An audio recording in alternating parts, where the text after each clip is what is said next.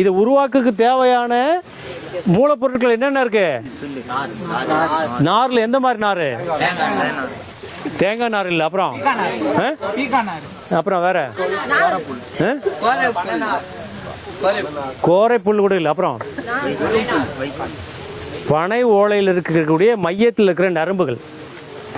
தர்பை புல் கேள்விப்பட்டிருக்கீங்களா? தர்பை புல்லில் இருக்கக்கூடிய அந்த நார். அப்போ இது மழை காலத்திலையும் கோடை காலத்திலையும் வெப்பத்தை தாங்கக்கூடிய அளவுக்கு உருவாக்குது.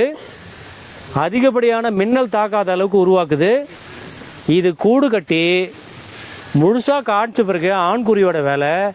அதுக்கப்புறம் இந்த கூடு பிடிச்சிருதுன்னா பெண்குருவி வந்து இதில் சேர்ந்து முட்டையிடுது. இந்த முட்டையிட்டு குஞ்சு பொறிக்கின்ற பொழுது இதனுடைய இரண்டாவது மாடியில் இந்த பகுதியில் ஒரு களிமண் துண்டை கொண்டு வந்து சேகரிக்குது. யாருன்னா பார்த்துருக்கீங்களா?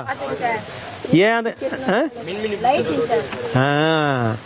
மின்மணி பூச்சியை பறந்துக்கிற மின்மணி பூச்சியை கொண்டாந்து அந்த களிமண்ணில் அழுத்தி வைக்கிறது, ஒளியை ஏற்படுத்துகிறது. பிறகு அந்த மின்மணி பூச்சியை உணவாக சாப்பிடுகிறது. புரியுதா? அப்போ இது போன்ற உயிரினங்கள் வந்து நமக்கு விவசாயிங்களுக்கு என்ன மாதிரி சொல்கிறாங்க? நெல் கதிரை சாப்பிட்டுடுன்னு சொல்லுவாங்க. ஆனால் தீமை செய்யக்கூடிய பூச்சியும் நன்மை செய்யக்கூடிய பூச்சிகளையும் பறந்து பறந்து உணவாக சாப்பிடக்கூடிய இந்த தூக்கணாங்குருவி அழிந்து விட்டதனால் விவசாயிகளுக்கு பூச்சி தொல்லை அதிகமாக இருக்கு. புரியுதா?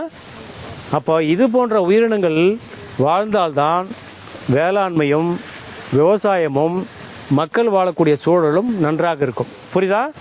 இந்த கூட்டை கட்டி முடிப்பதற்கு மறுபடியும் ஒரு அடை காக்கின்ற பருவம் வருகின்ற பொழுது புதியதாக ஒரு கூட்டை கட்டுகிறது. நீங்கள் என்ன பண்ணுறீங்க?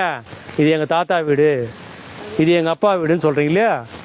ஒவ்வொரு பறவையும் தன்னுடைய இனப்பெருக்க காலம் முடிந்து குஞ்சு பொரித்த பிறகு அவர்களை வளர்த்து வெளியே விட்டுகின்ற பொழுது மறுபடியும் ஒரு புதிய கூட்டை கட்டுகிறது.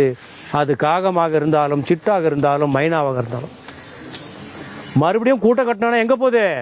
ஒரு நல்ல அமைதியான சூழலில் உருவாக்குது.